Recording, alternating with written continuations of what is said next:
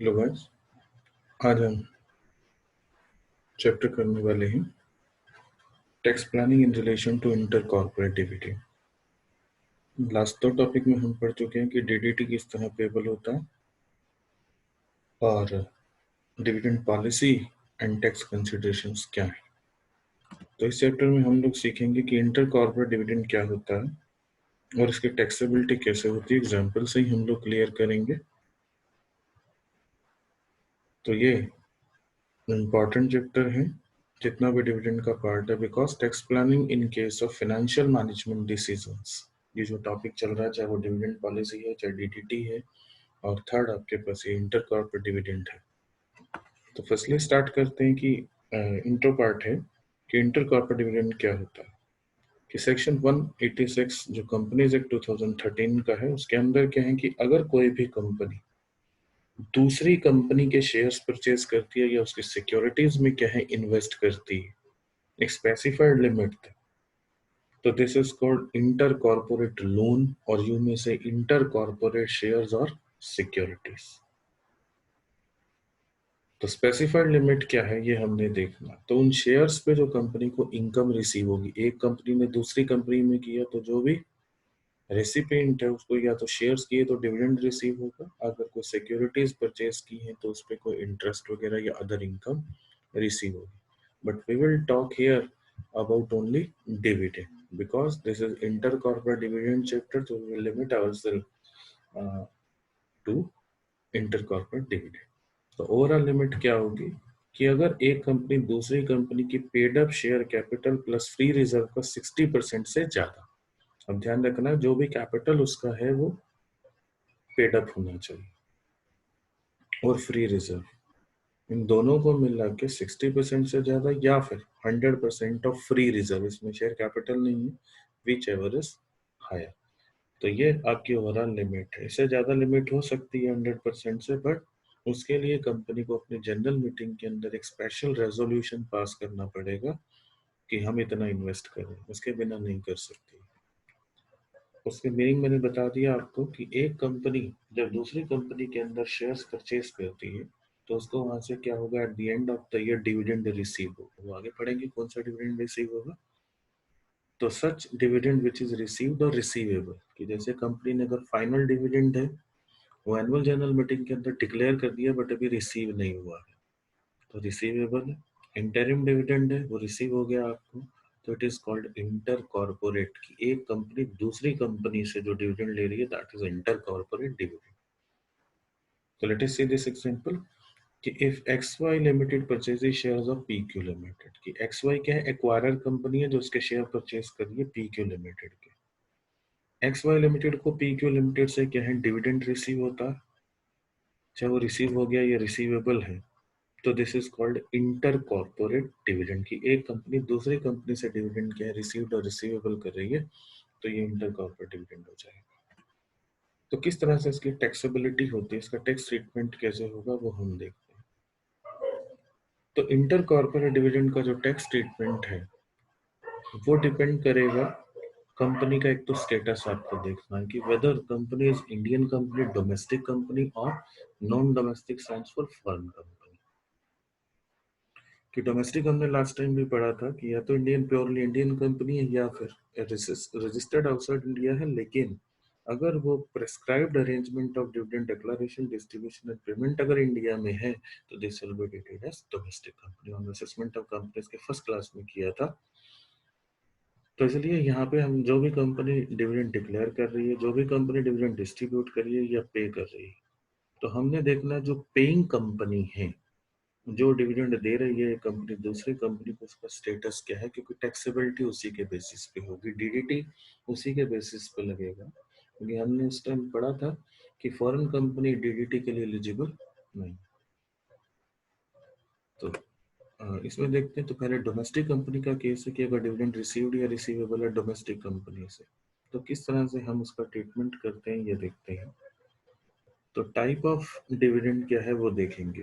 ये हमने last class में भी डिस्कस किया है कि फाइनल डिविडेंड है तो कंपनी एजीएम में डिक्लेयर करती है, तो whichever the earliest date तीनों में से उसके बेस पे इसकी टैक्सेबिलिटी होती है। फाइनल ये normal dividend books normal dividend लिखती है, तो एजीएम के अंदर जो डिक्लेयर हुआ डिक्लेरेशन बेसिस पे टैक्सेबिलिटी होती है। इंटरिम डिविडेंड डिस्ट्रीब्यूशन बेसिस पे टैक्सेबिलिटी होती है। और डीम डिविडेंड जो कल आपको 4 केसेस बताए थे कि कंपनी अपने एक्यूमुलेटेड प्रॉफिट्स को या तो लिक्विडेशन को छोड़ के, सी केस में लिक्विडेशन था, चाहे वो कैपिटलाइज करके बांटती है या as it is fixed asset की फॉर्म में बांटती है, या फिर जो भी बेनिफिट प्रेफरेंस शेयर को बोनस शेयर्स दे दिए। वैसे एज पर द लॉ हम नहीं दे सकते, तो बेनिफिट हमने दे दिया कि डीडीटी बचाने के लिए।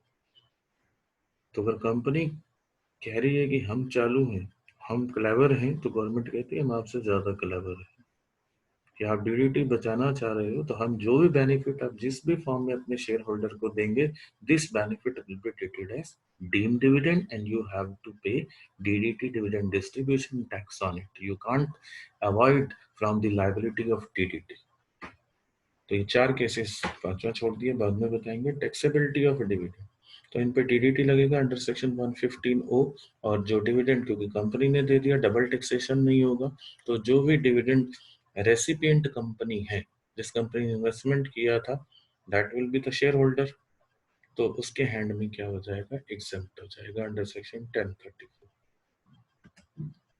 तो अगर हमें फॉरेन कंपनी से रिसीव होता है डिविडेंड, नॉन डोमेस्टिक कंपनी, तो ये आपको बताया था वहां पे कि फॉरेन कंपनी पे डीडीटी की क्लॉजेस अप्लाई नहीं होती, उन पे 150 बीबीडी और बीबीडी 10 लाख से ऊपर सारी क्लॉज आपको बताई है। तो अगर फॉरेन कंपनी से मुझे कोई डिविडेंड रिसीव होता है या रिसीवेबल है, तो अगर कोई भी फॉरेन कंपनी डिविडेंड डिक्लेयर करती है, नॉर्मल डिविडेंड देती है, इंटरिम डिविडेंड देती है, या डीम डिविडेंड अंडर सेक्शन 222 ए से लेके डी तक, तो डीडीटी नहीं देगी। तो जब डीडीटी कंपनी नहीं दे रही है, तो it will be taxable in the hands of recipient. Recipient stand for share holder के हैंड में, मींस उस कंपनी के हैंड में, जो भी कंपनी उस डिविडेंड को किसी भी फॉर्म में रिसीव कर रही है, वो टैक्सेबल हो जाएगा। और टैक्सेबल किस हेड में होगा, जितने भी डिविडेंड होते हैं हम अदर सोर्सेज में शो करते हैं, तो जो हमारा लास्ट हेड है रेजिडुअल हेड है, इनकम फ्रॉम अदर सोर्सेज में टैक्सेबल हो जाएगा। और इस पे टीडीएस डिडक्ट नहीं होता, जो फॉरेन कंपनी से डिविडेंड मिलता है, इस पे बताया था आपको, सेपरेटली टैक्स होता। तो ये फॉरेन कंपनी से अगर कोई डिविडेंड दूसरी कंपनी को जिसने इन्वेस्ट किया उसको रिसीव होता, तो उसकी टैक्सेबिलिटी देखो कैसे होगी। लास्ट है डिविडेंड रिसीव्ड और receivable from a domestic company, कि अगर डोमेस्टिक कंपनी से डिविडेंड क्या है रिसीव हो रहा है। फिफ्थ पार्ट 4 मैंने वहां कवर किया, डिम डिविडेंड 222 ई वाला है, ये भी डिम डिविडेंड होगा, but this dividend shell be taxable in the hands of recipient, that is share holder. Share holder यहाँ पे कंपनी। कल इसमें क्लॉज आपको बताया था कि अगर क्लोजली हेल्ड कंपनी के मेरे पास क्या है 10% या उससे ज्यादा शेयर है, या बेनिफिशियल ऑनर हो, बेनिफिशियल ऑनर भी आपको बताया था मैंने, व्हाट इज बेनिफिशियल इंटरेस्ट। इसका मीनिंग है कि शेयर भी मेरे नाम है और डिविडेंड भी मेरे नाम में अगर रिसीव हो रहा है, तो ही विल बी कॉल्ड, तो that person, that share holder will be called a beneficial owner in that company. तो कंपनी क्या है, अपने शेयर होल्डर को अगर कोई लोन देती है, कोई एडवांस दे देती है, अब कंपनी एक नॉर्मल कंपनी है जिसका मैन्युफैक्चरिंग बिजनेस, और कंपनी एडवांस लोन दे रही है, तो company is not a banking company, company is not a non banking financial company, company is not a such type involved in such type of other activity, means कोई finance company नहीं है, financial institution नहीं, फिर भी उसने advance दे दिया, तो है। तो इसका मतलब डीडीटी बचाने के पर्पज से हम ये सब एक्टिविटीज जो है कर रहे हैं। जैसे इस एग्जांपल में देखो, एग्जांपल वहां भी आप कोट कर सकते हैं, जो कल हमने टॉपिक किया वहां भी ये टॉपिक था कि एबीसी लिमिटेड के पास 20% इक्विटी शेयर है, या तो 10 या उससे ज्यादा शेयर हो, या सब्सटैंशियल इंटरेस्ट है किसी कंसर्न या पार्टनरशिप, इंडिविजुअल है तो 10% और मोर शेयर है, कंपनी है तो सब्सटैंशियल इंटरेस्ट हो सकता है। मैन्युफैक्चरिंग बिजनेस में एंगेज्ड है XYZ limited, during the previous year इसको एक्सवाईजेड लिमिटेड ने 3 लाख रुपए एडवांस दी कि आप मशीन परचेज करके दे दो हमें सूरत से।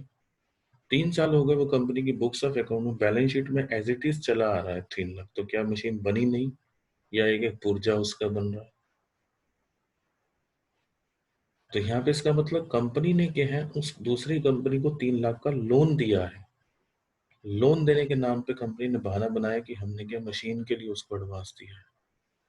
तो गवर्नमेंट कहेगी कितने सालों से एडवांस खड़ा है, क्लियर क्यों नहीं करते? तो कंपनी के जो रिजर्व्स एंड सरप्लस है 5 लाख है, इससे कम तो दे सकती है, ज्यादा नहीं दे सकती है। तो ये हम 3 लाख जो लोन या एडवांस उस कंपनी को दिया जिसका सब्सटैंशियल इंटरेस्ट है उस कंपनी के अंदर, तो this shall be treated as deemed dividend and shall be taxable in the hands of shareholder. अब देखो, शेयर होल्डर के हैंड में टैक्सेबल हो गया, और दूसरा कंपनी इस पे टीडीएस भी काटेगी अंडर सेक्शन 194। तो ये डीम्ड डिविडेंड की टैक्सेबिलिटी है जो 222E में, बाकी सारे कंपनी डीडीटी दे रही है, सिर्फ ये वाला डीम्ड डिविडेंड आपको वहां भी बताया था 30 + 12 + 4, इस पे जो टैक्सेशन रेट है, बेसिक रेट 30% है, या ग्रॉसिंग अप नहीं करते हम डिविडेंड को। 15% में जो डीडीटी है उसमें हम ग्रॉसिंग ऑफ डिविडेंड पे लगाते हैं, इसमें ग्रॉसिंग नहीं लगेगी। तो ये चैप्टर था इंटर कॉर्पोरेट डिविडेंड। तो तीनों ही टॉपिक के ही इंपॉर्टेंट है, डीडीटी, डिविडेंड पॉलिसी, और तीसरा ये हमने इंटर कॉर्पोरेट डिविडेंड। नेक्स्ट जो टॉपिक हम करने वाले हैं वो होगा हमारा टैक्स कंसिडरेशंस या tax planning in case of bonus share. That is also very important chapter with the view point of this taxation, this financial management decision. अगर आपका फुल क्वेश्चन आता है फाइनेंशियल मैनेजमेंट डिसीजन, तो आपको चारों explain करने, dividend policy, inter corporate dividend, bonus share and DDT. तो happy learning, keep in touch with me at my Facebook page Pankaj Sir Classes as well as my YouTube channel Pankaj Sir Classes। तो अगर आपकी कोई भी comment है, valuable comment है, कोई question आपको पूछना है, तो आप मेरे फेसबुक पेज या व्हाट्सएप पे आप पूछ सकते हैं। Thank you, have a nice day.